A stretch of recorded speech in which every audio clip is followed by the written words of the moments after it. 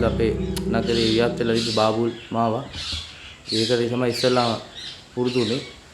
ඒක ඉතින් ඉස්කෝලේ වැඩි පන්ති වල කට්ටිය කනවා දැක්කා තමයි සුවඳට වගේ තමයි සෙට් උනේ කණ්ඩ. මම මුලින්ම ඒ කියන්නේ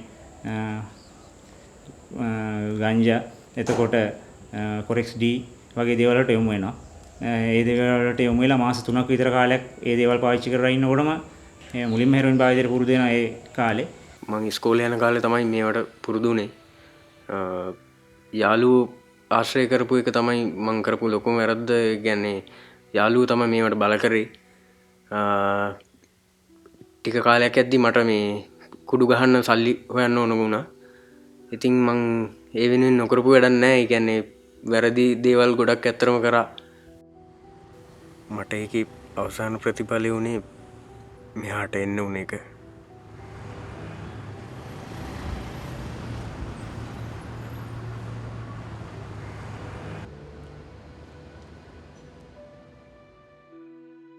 මට මෙතනින් ගැලවෙන්න ලැබෙයිද නැත්නම් ජීවිත කාලෙම මෙහි ඉන්න වෙයිද එල්ලුම් ගහට යන්න වෙයිද මන් දන්නේ නැහැ.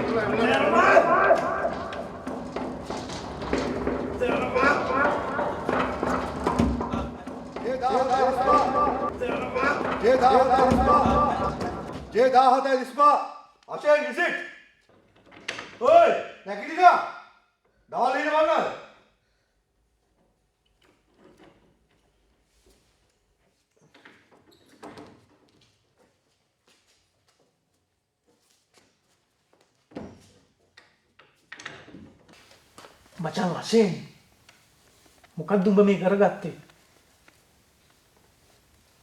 මට අමාරුයි මචං. මට ගෙදර යන්න ඕන. අනේ තාත්තට කියපන්කෝ මම මෙහෙන් අරන් යන්න කියලා. අනේ ප්ලීස් මචං මට උදව් කරපන්. මම උඹලා ගෙදර ගියා. අම්මා මොකද කිව්වේ? අම්මා ඇඬුවද?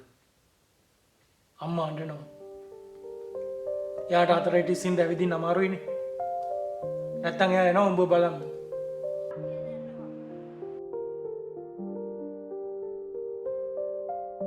අම්මා මට ගොඩක් ආදරේ පුංචි කාලේ ඉඳලම. තාත්තා එච්චර මට සමීපුන් නැතත් හැම දෙයකදීම අම්මා මගේ ළඟින් හිටියා.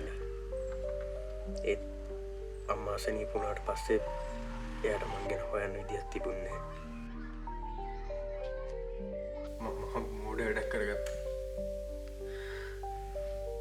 කට්ටිය එක්ක සෙට් වෙලා සිගරට් බිව්වා ඉස්කෝලේදීත්. මම හිතුවේ පිරිමියෙක් වුණා සිගරට් බොන්නවා කියලා. හරියට නිකන් අර ෆිල්ම් වල ශාරුක් වගේ. මතකනේ? උඹලා සිගරට් බොන්නේ කිව්වහම මම උඹලට hina වුණා. උඹලා නිකන් කෙල්ලෝ වගේ කියලා. මටයි වැරදුනේ. අයියාගේ නෙට් එක කියලා අමාරුවෙන් ඉන්නේ. කනෙක්ෂන් එක ගන්න.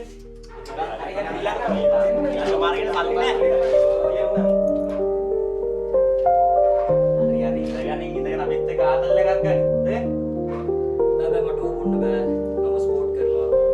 ඔව් මම කෑක වෙයික. මකුලටද මෙන්න ආවේ. බැරනම් ඵලයන්. යකෝ ගෑණියෙක් වගේ ඉන්න බා පිරිමියෙක් වගේ ඉන්න බා.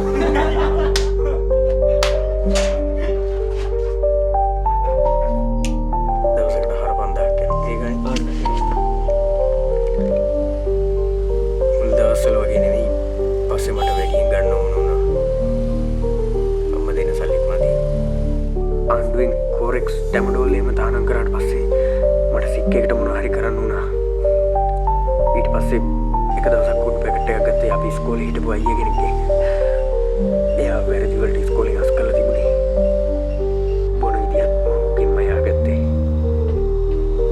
මාත් එක්ක සෙට් වෙන මගේ හොඳම යාළුවට කිව්වා බඩු හම්බුණා වරෙන් කියලා. ඌ මට එපා කිව්වා. ගැහුවොත් ජීවිතේම කුඩු කියලා. මම ඇහුවේ නැහැ. තනියම ගියා.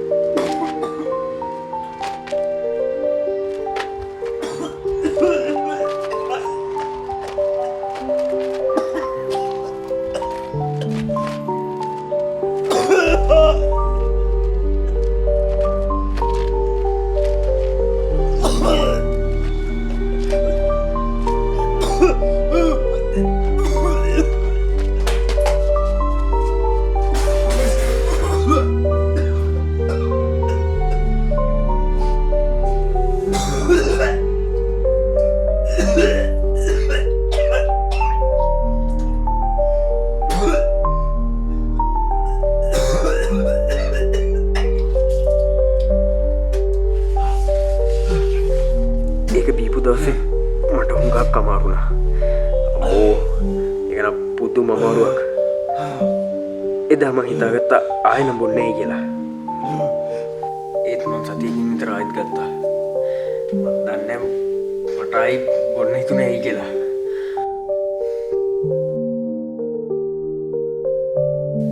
මගේ හැමදේම නැති වුණා. ඔබ දන්නවනේ මම ඉගෙන ගන්න දක්ෂයි කියලා. දහම් පාසල් යනවා ක්‍රීඩා කරනවා මම මොනවද නොකළේ. මට හැමදේම නැති වුණා. මට එදත් ඒ ඕනමයි කියලා හිතුන්නේ නෑ. චැම්පියන් මම බීට් කරන්න කාටවත් බැරුවා. මම බීට් කරගත්තා. අතේ කුසලානවල තියෙන වෙන දේවල්.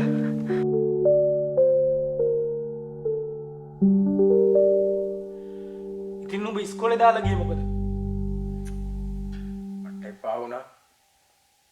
මට කම්මැලිකමක් මම දන්නේ මට ආයෙත් බැයි කියලා හිතුණා. අම්මටත් ඇවිදින්න අමාරුයි. එයාට මේව තේරෙන්නේ නැහැ. තාත්තත් නිවාඩුවට විතරනේ ගෙදර එන්නේ. අම්මා මට ආදරේ. අම්මා මට ඉල්ලන වෙලාවට සල්ලි දුන්නා.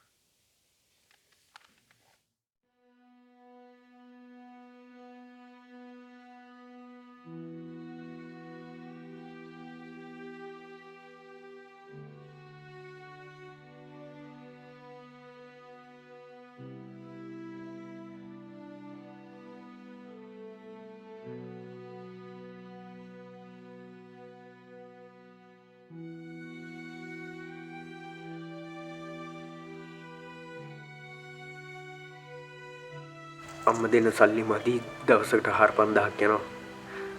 තාත්තගෙන් සල්ලි හොරකම් කරා. අශේන් මම බර්සෙන් සල්ලි ගත්තද?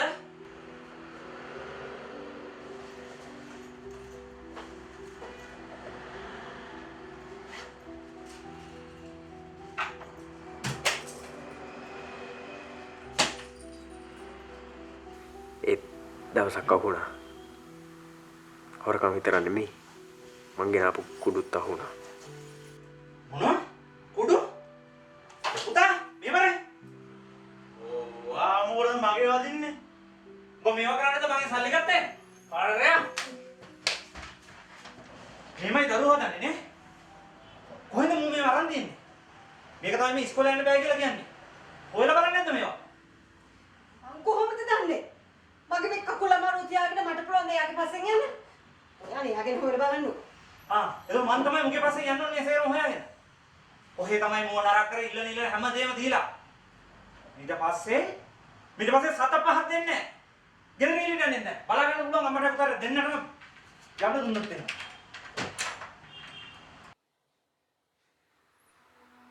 අම්මේ තෝරාරින්නකෝ.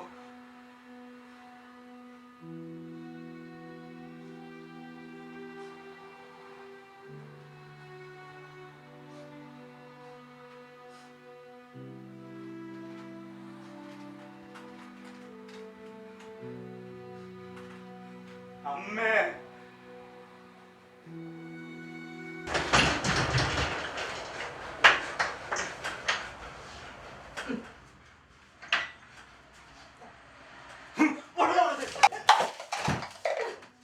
මං වැරදි. මම අම්මට එහෙම කරපු එක වැරදි. ඒක මම මොනවා කරන්නද බං? මට ඉන්න බෑ. අමාරුයි.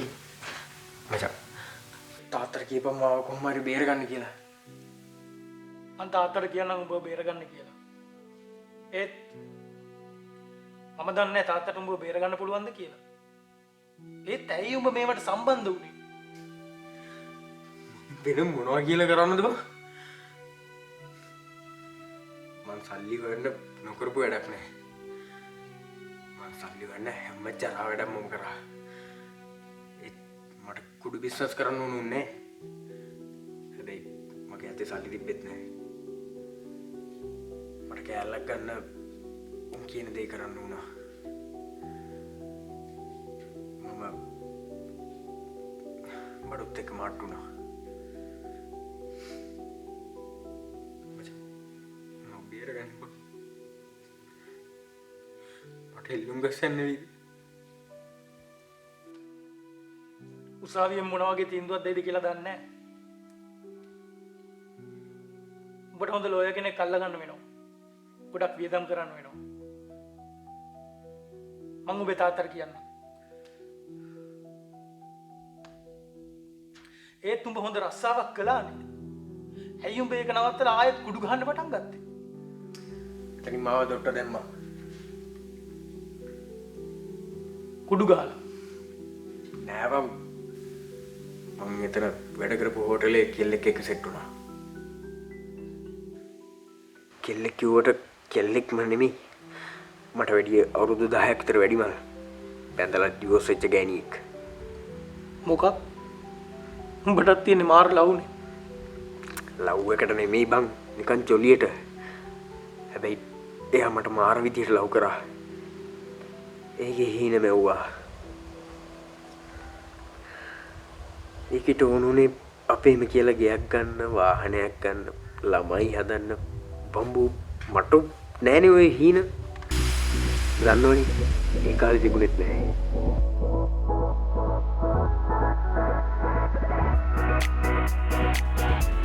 හැමදාම බොරු කරලා සල්ලි ගන්න බෑනේ. මම යවත් එකට මේ වැඩි සෙට් කරගත්තා. ඒ පස්සේ අපි ෂෙයා කරලා බඩු ගන්නවා. අපි මාර පන්නයක් දැක්කා.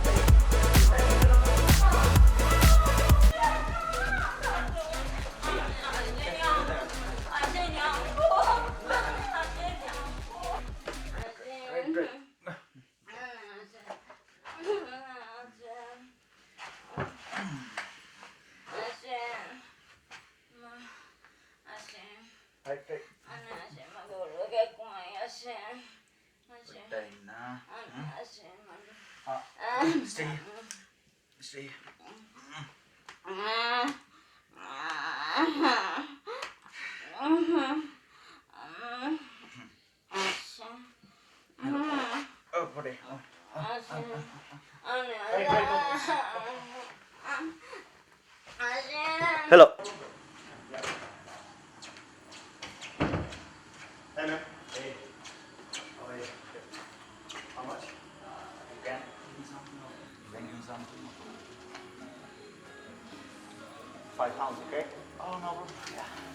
ඒකේ හොඳට මත් වෙලා හිටියේ. මං යාව සුද්දෙක්ට වික්කා. ඒක මට්ටු වෙලා මාව හොටෙල් එකෙන් එළවුවා. එච්චරයි. උඹ මහ තක්කඩි බල්ලෙක් බා. යකෝ ඕකද ජීවිතය කියන්නේ. උඹලා දෙන්නටම රස්සාවක් තිබුණා. එයාට වයස ටිකක් වැඩි වුණත් උඹ ඒකේව බැඳනම් එහෙම වෙන්නේ නෑනේ. අඩුම තරමේ උඹට ඒකීගේ ජීවිතේ විනාශ නොකර ඉන්න තිබුණා.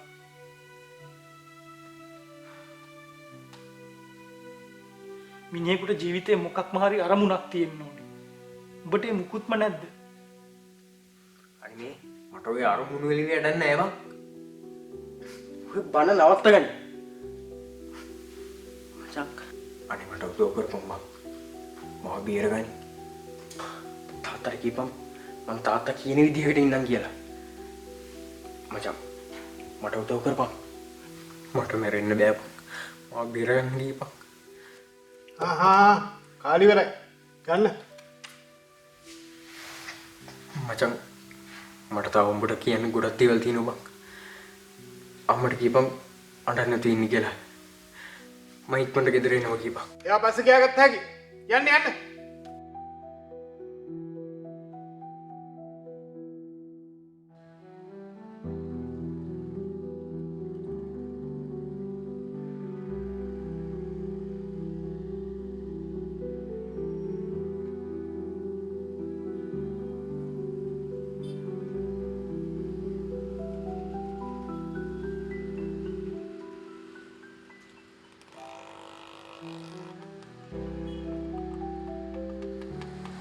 මම හිතුවේ නෑ මට මේකෙන් ගැලවෙන්න පුළුවන් වෙයි කියලා. තාත්තා මාව බේරගන්න ගොඩාක් උත්සාහ කරා. අන්තිමේදී උසාවි නියෝගයකින් මාව මේ පුනරුත්ථාපන මධ්‍යස්ථානට ගෙනාවා.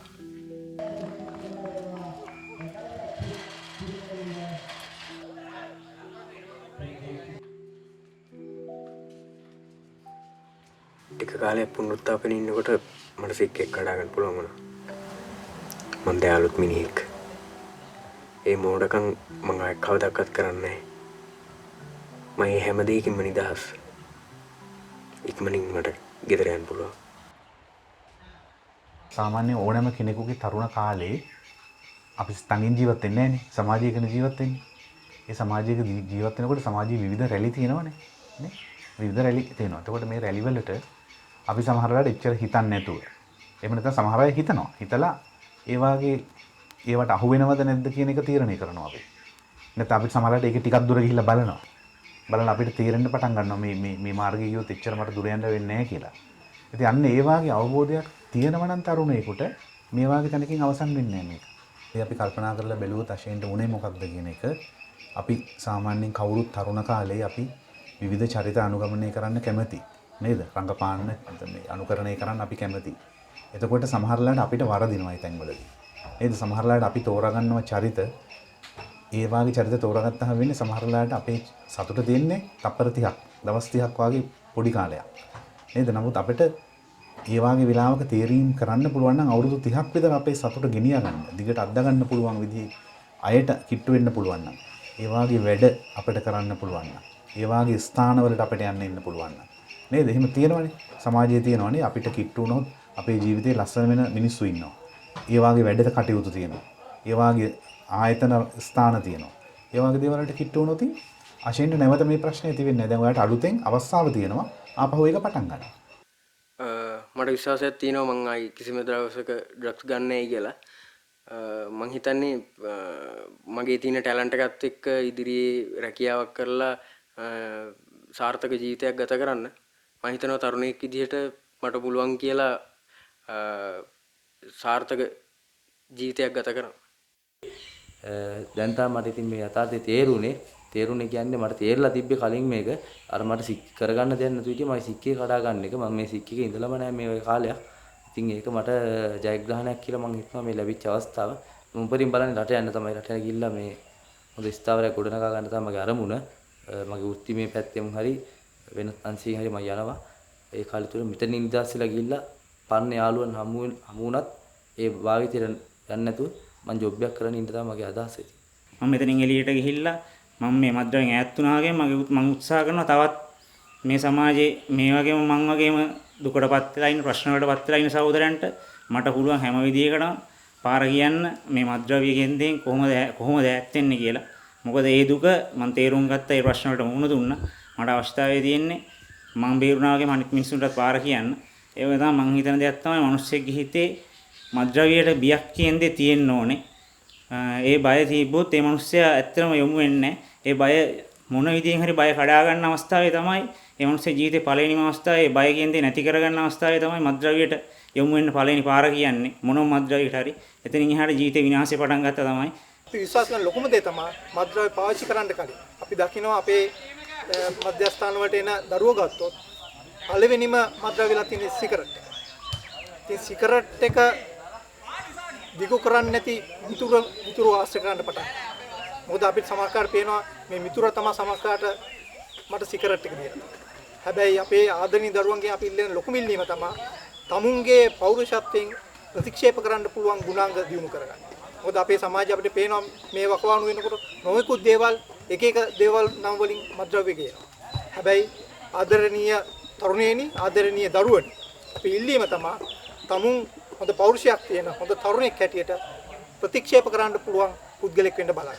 මොකද එහෙම වුණොත් ඔය මේ රටේ යන රැල්ල වෙනස් කරන්න පුළුවන් ලොකුම ශක්තිය තියෙන්නේ තරුණයා අතේ. මං තේරුම් ගත්ත දෙයක් තිබුණා. මං වගේම මෙතනට ආපු ගොඩ දෙනෙක්ට එක විදිහේ දක්ෂතා තිබුණා අය. ඒත් අපි හැමෝම ජීවිතේ ලස්සනම කාලය අඳුර කරගත්ත අය.